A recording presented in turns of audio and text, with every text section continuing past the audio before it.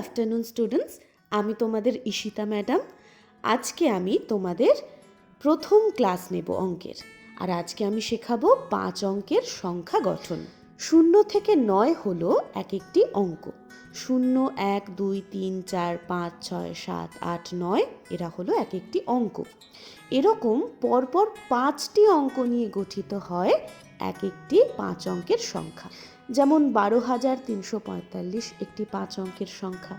সেভাবেই 10,000, 25,000, 99,999, 56,789 এরকম 5টি অঙ্ক বিশিষ্ট প্রত্যেকটি সংখ্যাই হচ্ছে 5 অঙ্কের সংখ্যা। এই 5 অঙ্কের সংখ্যাগুলিকে একক, দশক, শতক, হাজার, অযুত এই আকারে প্রকাশ করতে হয়। যেমন 15,555 সংখ্যাটিকে প্রকাশ করতে হলে দেখো কিভাবে লিখেছি। এককের ঘরে 5, দশকের ঘরে 5, শতকের ঘরে 5, হাজারের ঘরে 5 এবং অযুতের ঘরে 1। অর্থাৎ 15,000টাকে আমরা অযুত এবং হাজারে 1 এবং 5 হিসাবে ভেঙেছি। অর্থাৎ 1 অযুত, 5,000, 5 শতক, 5 দশক, 5 একক বা 15,555 এইভাবে আমরা প্রকাশ করব। মনে রাখবে, অযুত এবং হাজার একত্রে হাজার হিসেবেই প্রকাশ হবে। ঠিক দশক এবং একক যেভাবে একসাথে প্রকাশ হয় সেই রকমই অযুত এবং হাজার একত্রে হাজার হিসেবেই প্রকাশ হবে।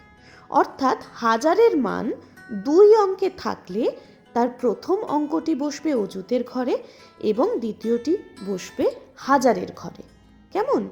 যেমন দেখো, 10,000-এর ক্ষেত্রে অযুতের ঘরে 1 বসবে এবং হাজারের ঘরে 0। আবার 1,000-এর ক্ষেত্রে হাজারের ঘরে 1 বসবে, অযুতের ঘরে কিছু বসবে না। তাহলে হাজার আর অযুতের সম্পর্কটা তোমরা আশা করি বুঝতে পেরেছ। তাহলে আমরা জানলাম হাজার এবং অযুতকে একত্রে হাজার হিসেবেই প্রকাশ করতে হয়। এবার আমরা একটা সংখ্যা গঠন করব। 5 অঙ্কের সংখ্যা 58,016। 5 অঙ্কের কেন না, 58,000 আছে, অর্থাৎ 5, 10, 8, 58। হাজারের ঘরে 2টো অঙ্কের সংখ্যা আছে। তাহলে এই সংখ্যাটি আমরা গঠন করব কিভাবে? তাহলে আমরা 58,016কে দেখো এইভাবে লিখলাম। অযুতের ঘরে 5, হাজারের ঘরে 8, শতকের ঘরে 0, দশকের ঘরে 1, এককের ঘরে 6।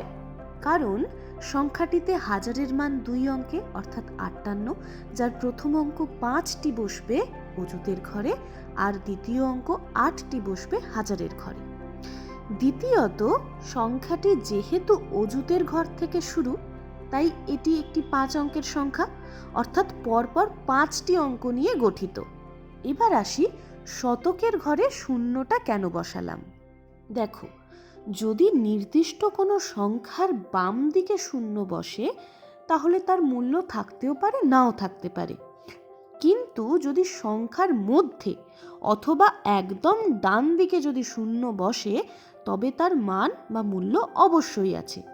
তাই এখানে শতকের ঘরে কিছু নেই মানে আমি 0 বসিয়েছি, কারণ তার মান অবশ্যই আছে। মনে রাখবে, সংখ্যা গঠনের সময় কিছু নেই মানে সেখানে 0 অবশ্যই আছে।